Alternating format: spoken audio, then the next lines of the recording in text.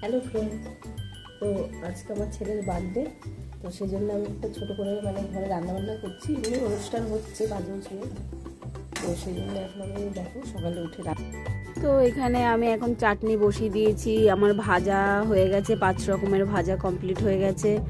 তো এখানে এই চিংড়ি মাছের মালাইকারি হবে, মটন কষা হবে, চিকেন চাপ হবে, ডাল মানে পায়েস, এগুলো সব হবে। তো হওয়ার পরে এগুলো আমরা একটার মধ্যে সব গুছিয়ে সব লজে নিয়ে চলে এসেছি, যেহেতু লজেই সব হবে দুপুরে খাওয়া দাওয়া ওখানেই। তো আমরা ওখানেই সাজিয়ে দিয়েছি সব। তো আমার ছেলে এখানে চুপচাপ মাথা নিচু করে বসে রয়েছে, কেন এত লোকজন দাঁড়িয়েছে, ও ফটো তুলবে না।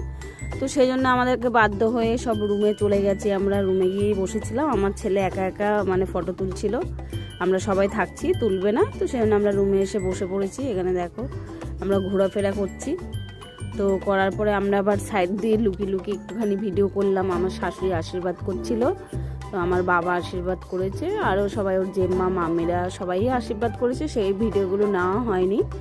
তো দেখো তাও মুখটা তুলছে না, সবাই যাচ্ছে মুখই তুলছে না, ফটো তুলছে না, এত বদমাইশি করছে।